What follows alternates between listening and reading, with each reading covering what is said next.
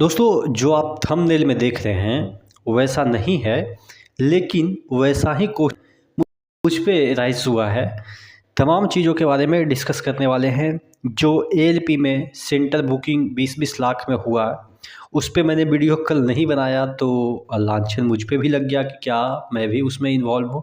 तो तमाम चीज़ों के बारे में डिस्कस करेंगे, ठीक है। सबसे पहले देख लेते हैं कुछ कमेंट जो कि थोड़ा सा फ़नी है, बट इसको सार्केज़्म बेस में लिया जा सकता है। देखिएगा, 20-20 लाख की एएलपी में सेटिंग वाली वीडियो आपने क्यों नहीं बनाई? इसमें किसी ने रिप्लाई भी दिया है। देखिएगा, एक रिप्लाई भी आया है, किसी ने रिप्लाई दिया है और रिप्लाई में ये कहा है कि भाई मिला हुआ है, मतलब कि मैं भी मिला हूँ। और भी कमेंट आए हैं। इसमें देखिएगा, टेलीग्राम में भी टेलीग्राम का जो ग्रुप का लिंक है वो नीचे डिस्क्रिप्शन बॉक्स में दिया हुआ है, वहाँ से जाके टेलीग्राम ज्वाइन कर लीजिएगा। इसमें लिखा है कि क्या फ़ायदा 20-20 लाख रुपया में सीट बिक रही है, कुछ अच्छा नहीं होने वाला है। और भी कमेंट हम देख लेते हैं। ये टेलीग्राम ग्रुप है जिसमें कि बहुत सारे लोग कमेंट भी करते रहते हैं। टेक्नीशियन के रिजल्ट में जो धांधली हुआ है उसके ऊपर सब लोग अपना मुंह पर ताला लगाए हैं मनीष भाई, कोई कुछ नहीं बोल रहा है। तो तमाम चीज़ों के हम बारे में डिस्कस करेंगे। चैनल को ज़रूर सब्सक्राइब कर दीजिएगा। देखिए, अगर हम बात करें कि 20-20 लाख रुपया में डील हुई है और मेरे पे जो लगाया गया लांछन कि आपने भी किया है क्या या इस तरीके का। देखिए, जो बंदा 20 लाख खर्चा करके पढ़ लिया है उसका माँ बाप 20 लाख और खर्चा करके कोई नौकरी नहीं दिल पाएगा, ये तो श्योर है। क्योंकि 20 लाख ऑलरेडी इन्वेस्ट कर चुका है पढ़ाई में। आपको पता ही होगा कि कोटा में 3 साल रहना, फिर बीटेक की तैयारी करने के बाद बीटेक में एडमिशन लेना, फिर तमाम जो चीज़ें हैं, तो इस दरमियान कितना खर्चा होता है वो आपको पता ही है। उसके बाद कोई कहे कि इस तरह की नौकरी के लिए, लेवल 2 लेवल 1 की नौकरी के लिए अगर आपको 20 लाख देना फिर भी पड़े तो कोई कर सकता है क्या?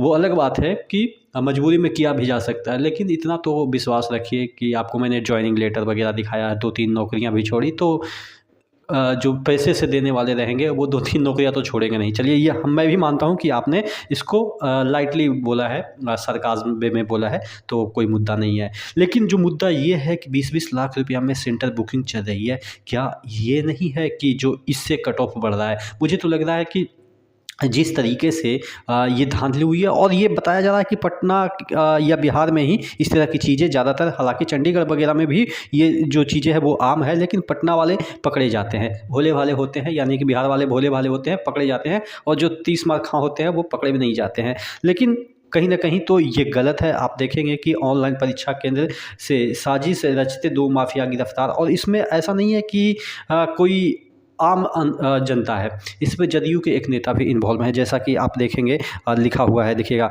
पटना और पूर्णिया पुलिस ने गर्दनीबाग स्थित स्वामी अध्यापन ऑनलाइन परीक्षा केंद्र पर छापामारी कर 2 माफियाओं को गिरफ्तार किया है। लोको पायलट परीक्षा में इन माफियाओं से ने सेटिंग की थी। गिरफ्तार आरोपियों में नालंदा जिला, जो कि मेरा ही जिला है, के रहुई निवासी, हालांकि जो रहुई है वो मेरा एरिया नहीं है, मैं राजगीर वाला एरिया में रहता हूँ, सिलाव वाला एरिया में।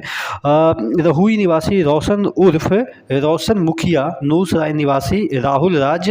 गिरफ्तार आरोपियों ने पूछताछ में खुलासा किया है कि उन्हें 10 अभ्यर्थियों से परीक्षा पास कराने के लिए 20-20 लाख रुपये में डील की थी।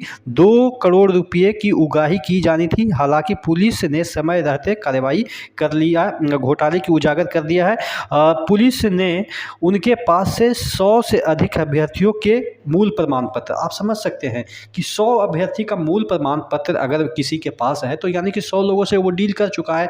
एक लोगों से अगर 20 लाख वसूल कर रहा है, ये तो पकड़े गए डेटा है। नहीं पकड़े गए हैं डेटा, उसका अनकाउंटेबल है, ठीक है, यानी कि वो अभी तक काउंट ही नहीं हुआ। और ऐसे ऐसे कितने गिरोह बिहार में काम कर रहे होंगे, तो आप समझ सकते हैं। उसके बाद 10-10 लाख रुपये की चेक भी, लैपटॉप, मोबाइल, 4 फर्जी प्रमाण पत्र, एग्रीमेंट पेपर भी जब्त किए गए हैं, यानी कि उस बच्चे से एग्रीमेंट भी करवाया गया था कि आपको इतना देना है। जांच के दौरान पता चला कि अध्ययन एजुकेशन, यहाँ पे देखिएगा, अध्ययन एजुकेशन सेंटर के मालिक रोशन मुखिया कटिहार के, यहाँ पे देखिएगा, कटिहार के जदयू नेता रोशन मंडल और वैशाली के विवेक हैं। यानी कि यहाँ पे आप समझ सकते हैं कि जदयू नेता रोशन मंडल भी इन्वॉल्व है इसमें। तो ये ऐसा नहीं है कि नीचे ग्रास लेवल पे चीज़ें सिर्फ इस तरह के की जाती है। आप देखेंगे कि नेताओं से साठ गांठ रहना, उसके बाद यहाँ पे बताया जा रहा है कि सहरसा में भी सेंटर खोलने की तैयारी में था रोशन मुखिया। अब देखिए सेंटर किसको मिलता है, पहुंच वाले लोगों को ही मिलता है। नाम पर है कि टेंडर प्रोसेस के थ्रू, लेकिन टेंडर में भी किस तरीके से, अभी आपने देखा होगा कि सुप्रीम कोर्ट के जो जज हैं उनके पास 4 बोरी जो है वो बंडल मिला है नोटों का, और वो अर्ध जला, यानी कि उसको प्रयास किया गया था कि सबूत मिटा दें, यानी कि वो पूरा बोरा ही जला दिया जाए, नोटों का भरा बोरा था।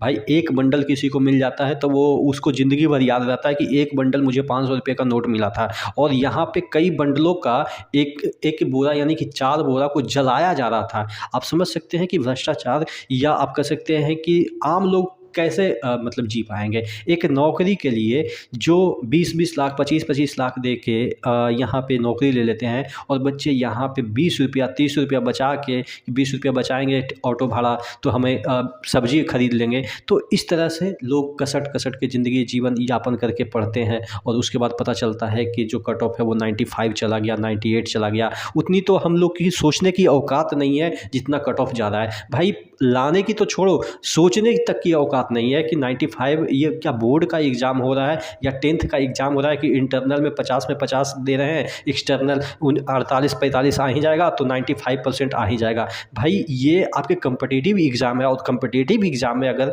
95 आ रहा है, 90, हाँ मैं मानता हूँ कि कुछ बच्चे टैलेंटेड होते हैं, उनका आ सकता है, ऐसा नहीं है कि हमारी सोच से परे नहीं बच्चे हैं, लेकिन कितने लोग ऐसे होंगे, 100 में 1 होंगे। लेकिन अगर आप कट ऑफ इतना हाई जा रहा है तो इसका मतलब या तो पेपर बनाने वाले डिफ़ॉल्ट कर रहे हैं, या पेपर ने सही बनाया गया है, लेकिन जो है वो ये भ्रष्टाचार का जो है वो हत्थे चढ़ चुका है, यानी कि पूरा सिस्टम।